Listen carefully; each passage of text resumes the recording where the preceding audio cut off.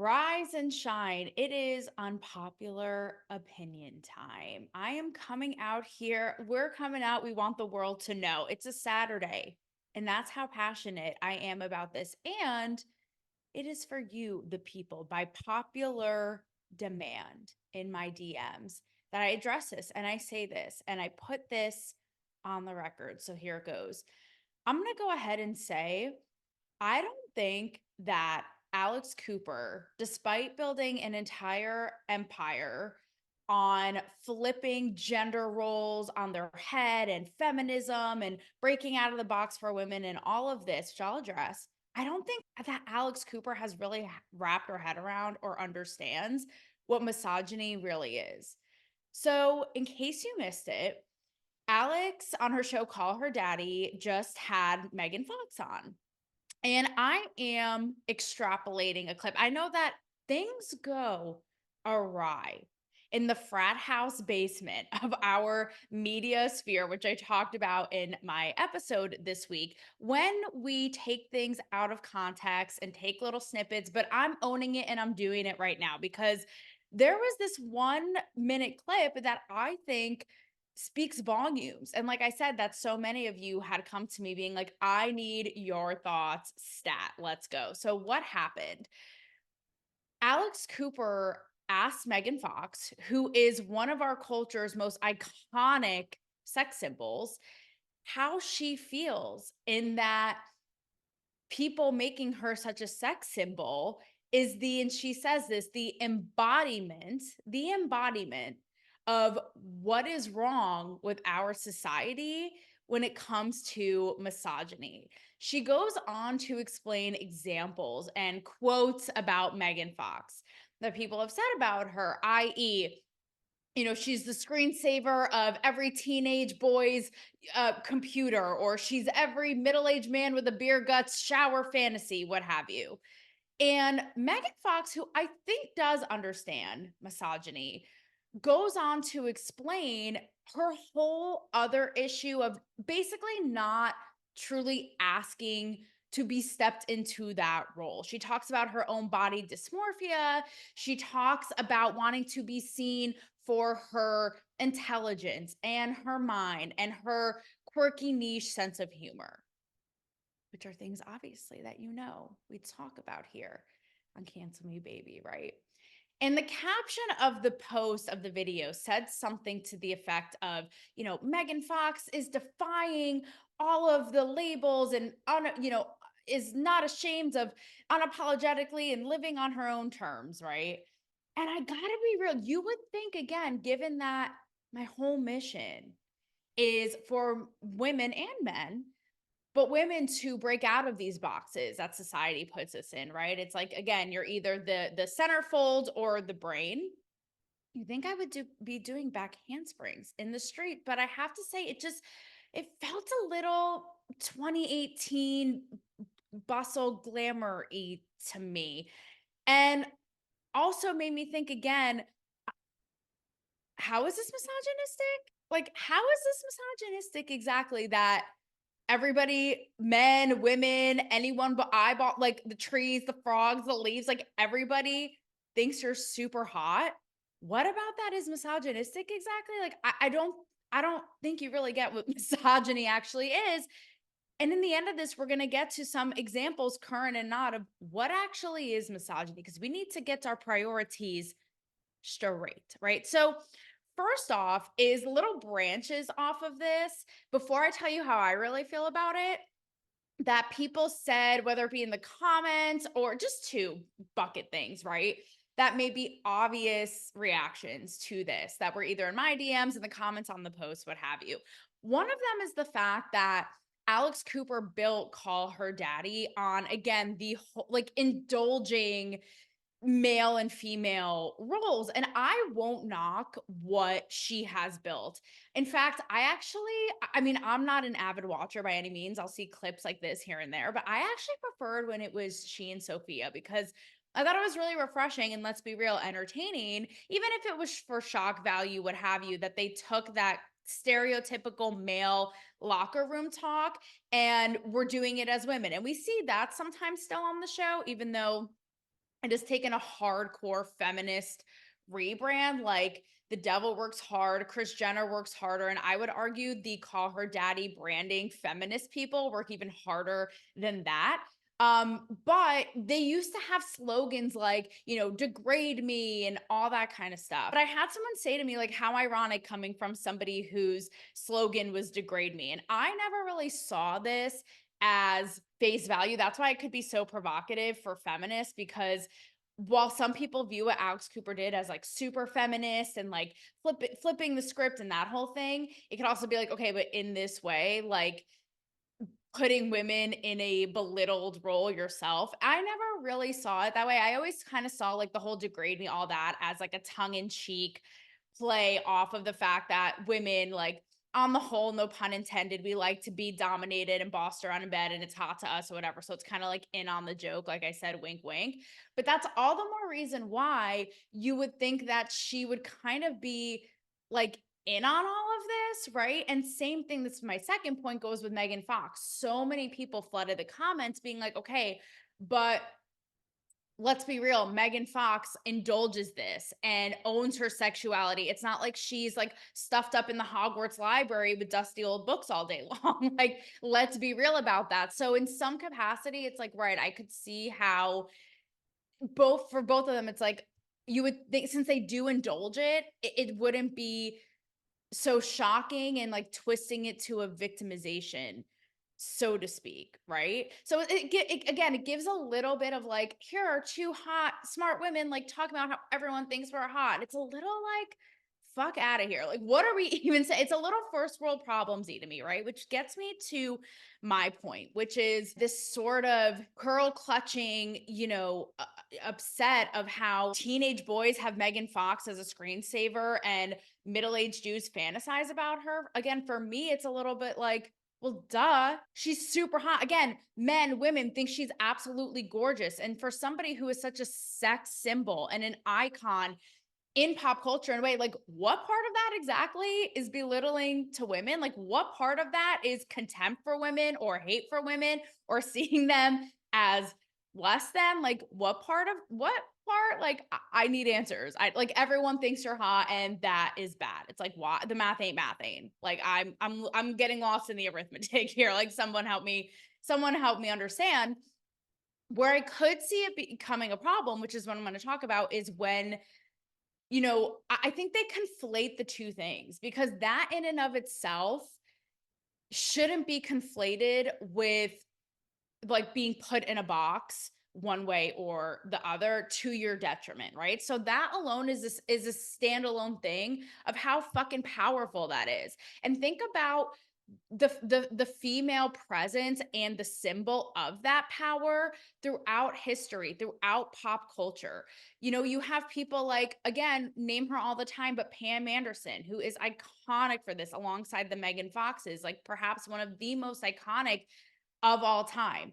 Even when you think about it, it's like Farrah Fawcett. Even I, as a straight woman, that iconic poster that every boy around the world I have it on a tote bag of mine, because again, it's that symbol of beauty and fantasy, right? Which is such a great thing, which is such a powerful thing, which is such a, again, unique standalone power that women and only women have. So you guys are going to get bent out of shape that guys have you as like, a screensaver or fantasize about you or this or that. I have posters of you. Again, it's like, duh. That just goes to show how gorgeous and hot and sexy and beautiful and powerful, the woman is, and how people see that. And listen, I'm not naive to the fact that there are still so many double standards and societal differences in this realm when it comes to men and women, with women being pigeonholed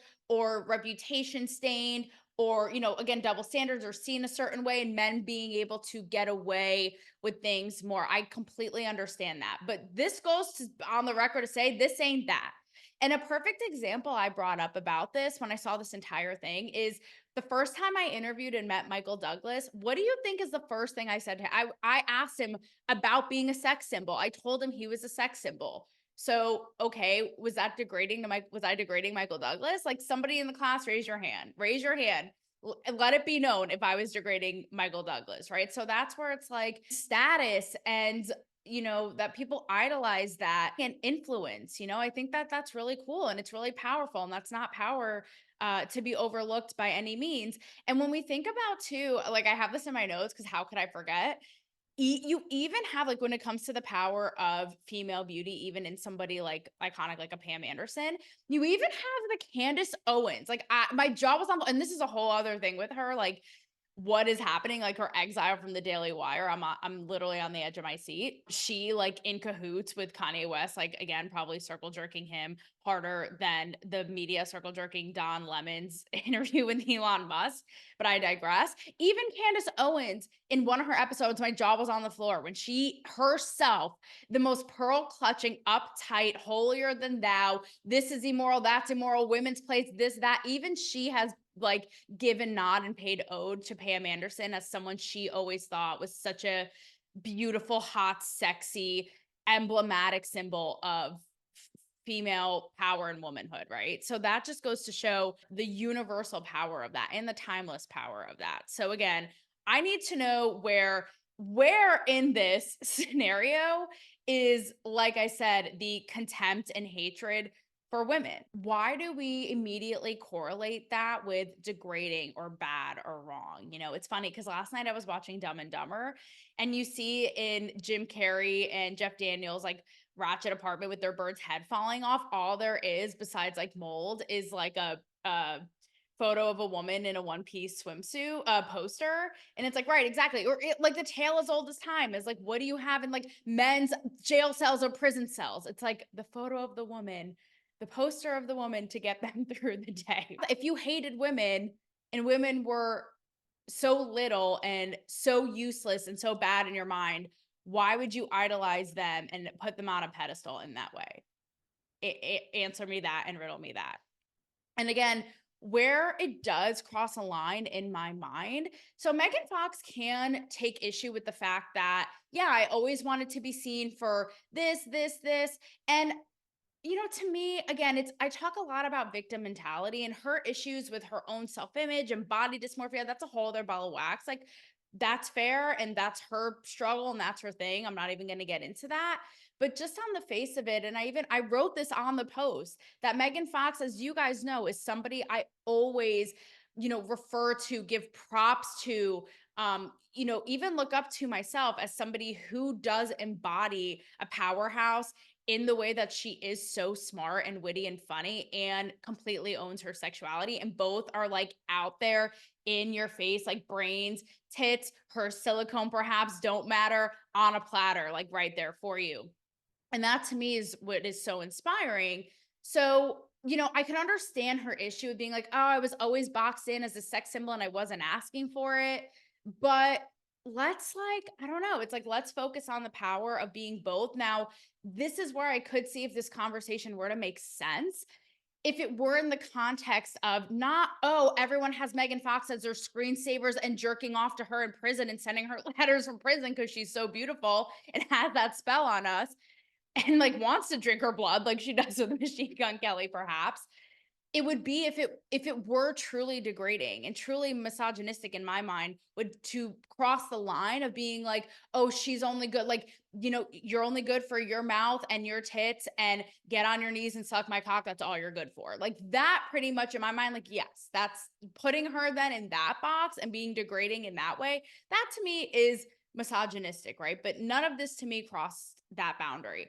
So I think it puts things in perspective because let's talk about some examples, really quick, rapid fire, current and past, of true misogyny. And in the end, why it's so important to distinguish these things, right? Again, like, everyone thinking that you're a sex symbol and hot, first world probs, good probs to have. Like, let's own that shit. Like, fuck out of here. So, number one is the fact that you currently have Riley Gaines, famous now activist, former collegiate athlete, swimmer, who was on my show last year, is suing the NCAA with other former and fellow athletes and swimmers because of how warped everything got with trans athletes competing in their lane, literally, whether it be the fact that Riley Gaines, a biological female, competed with Leah Thomas, a biological male. And when they literally tied to the millisecond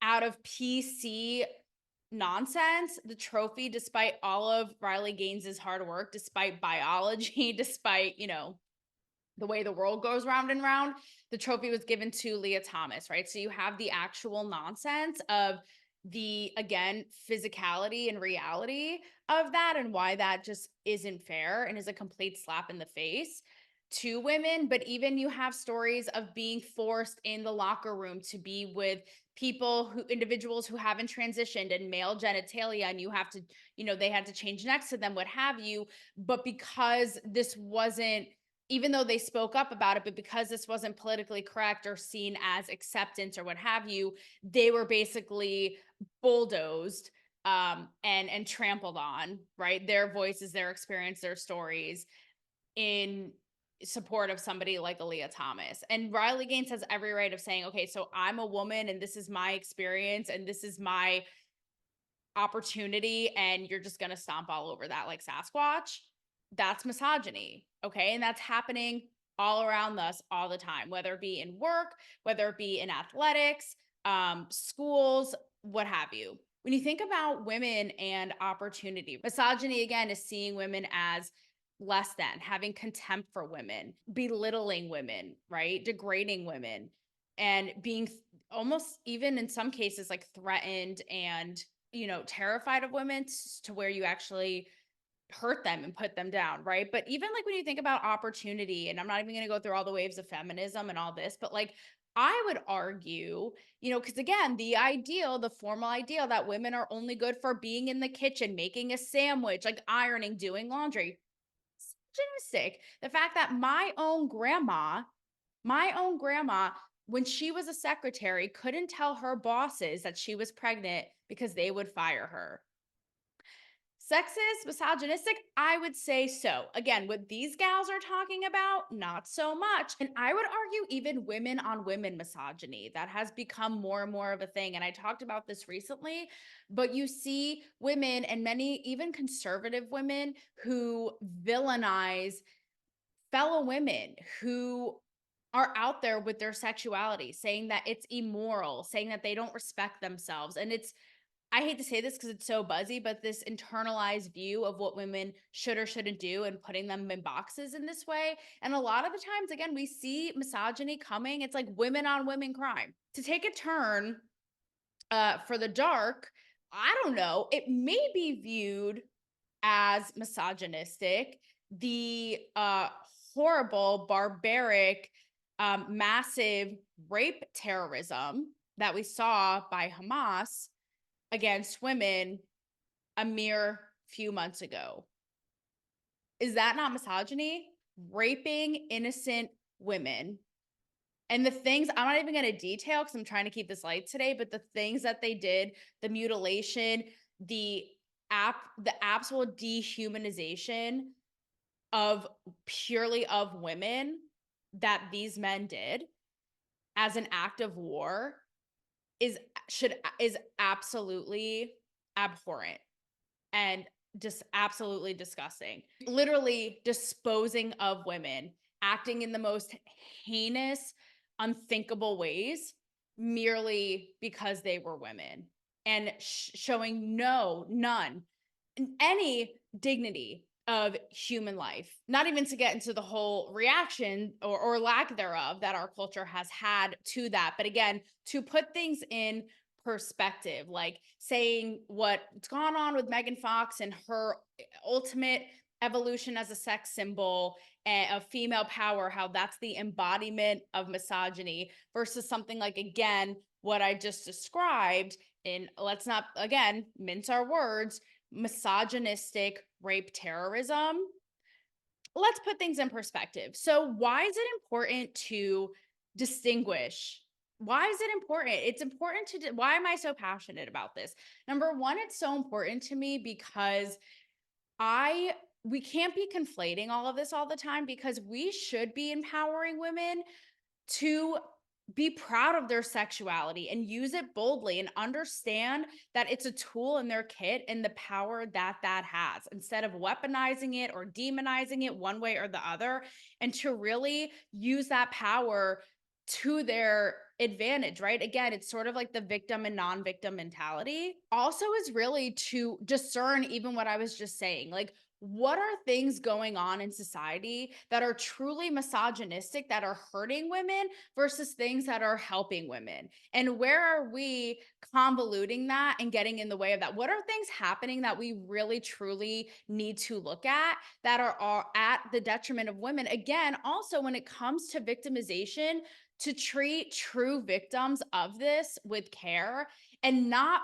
people striving and thriving as victims who are not victims. Like that in my mind is not okay. So for me, I'll just leave you with this. If anybody wants to jerk off to posters of me, by all means, like, have at it. I hope you get carpal tunnel. Like, go for it. But at the same time, don't you dare disrespect me. You will not define me. You will not put me in a box. I don't care what you say. And bitch, you're going to listen to what I have to say. And so that's the message that we should be giving to women, period.